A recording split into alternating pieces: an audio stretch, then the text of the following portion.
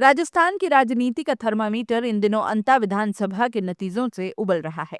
चुनाव खत्म हो चुका है, जीत हार तय हो चुकी है, पर सियासी गलियारों में उठने वाला धुआं ठहरने का नाम ही नहीं ले रहा है।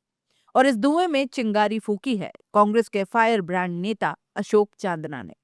चांदना का बयान आया और बीजेपी के भीतर से लेकर बाहर तक हलचल, हड़कंप और हाहाकार सब कुछ एक साथ हो गया। सभा में उनके दिए हुए एक बयान ने पूरी खेल की दशा बदल दी। उन्होंने सीधे आरोप जड़े।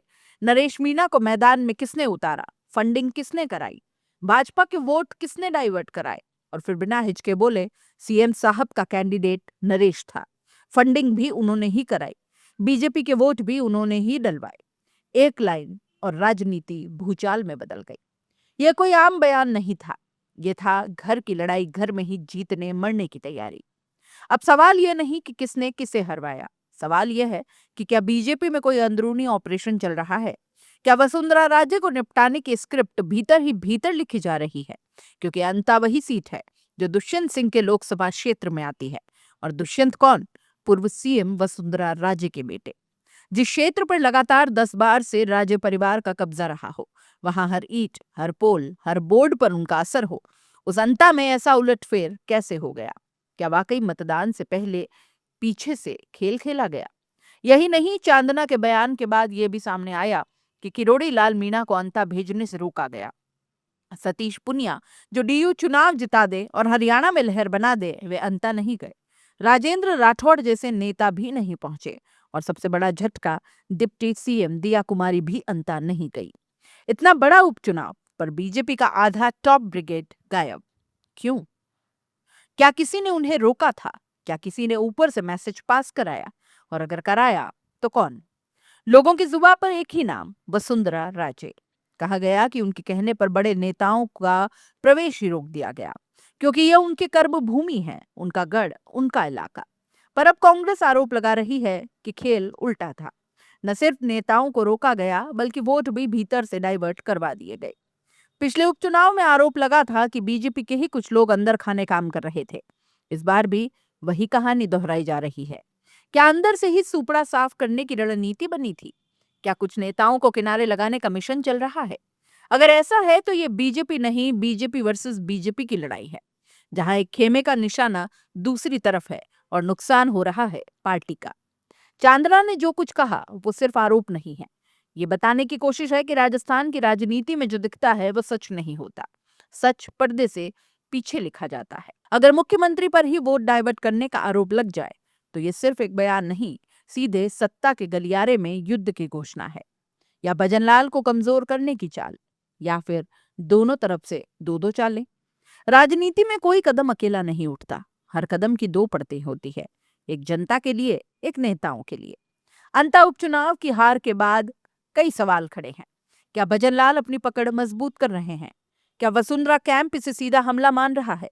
क्या भीतर ही भीतर दो गुट खुलकर लड़ रहे हैं? और क्या इस लड़ाई में बलि चढ़ गया अंता उपचुनाव? सवाल बहुत है, लेकिन जवाब अभी तक मिले नहीं। अब तक बीजेपी ने इस पर एक शब्द नहीं कहा, न खंडन, न बयान, न स्पष्टीकरण। और राजनीति में जब कोई चुप रहता है, लोग खुद ही नई कहानी गढ़ लेते हैं, और यही कहानी अब वायरल हो चुकी है। कांग्रेस हर रोज नए आरोप लगा रही है और जनता पूछ रही है, क्या बीजेपी में सब ठीक है? इस हार ने सिर्फ सत्ता का अंकगणित नहीं बदला, इसने उस अंदरूनी भूचाल की झलक दिखा दी है जिसे जनता वर्षों से सिर्फ महसूस कर रही थी, अब सुन भी रही है। अशोक चांदना का बयान ने पर्दा खोल दिया है और ये शुरुआत है। अगले कुछ हफ्तों में यह राजनीति आग उगलेगी और साफ दिखाई भी दे रहा है। राजस्थान की राजनीति में तूफान आने वाला है।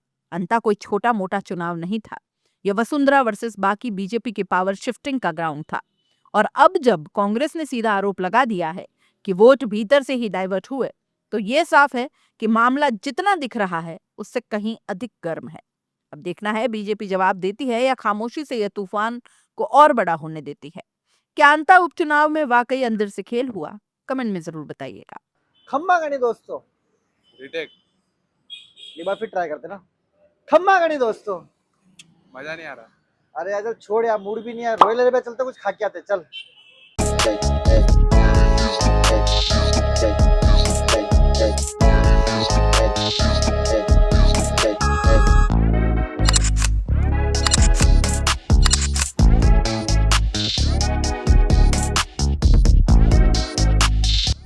खाने की प्राइस सुन के आप भी शॉक्ड हो जाओगे। ये चिकन पठानी रोस्टेड और ये तंदूरी चिकन आपको मिल जाएगा मात्र 250 रुपए के अंदर, और ये तंगड़ी कबाब और चिकन लॉलीपॉप आपको पर पीस मिल जाएगा मात्र 50 रुपए के अंदर, जो काफी टेस्टी और जूसी है। अरे कितना खाएगा, माना खाना टेस्टी है, लेकिन जल्दी का शूट भी करना है यार। लोकेशन तो बता दो। लोकेशन के लिए आपको आ जाना है यूनिवर्सिटी से आइनॉक्स के जो बीच की जो रोड है, मेरे इस तरफ आपको आइनॉक्स दिख जाएगा, और आइनॉक्स से यूनिवर्सिटी रोड के बिल्कुल बीच में दिख जाएगा आपको रॉयल अरेबिया। तो फटाफट दिए गए नंबर पर कॉल कर लो और ऑफर के फायदे उठा लो।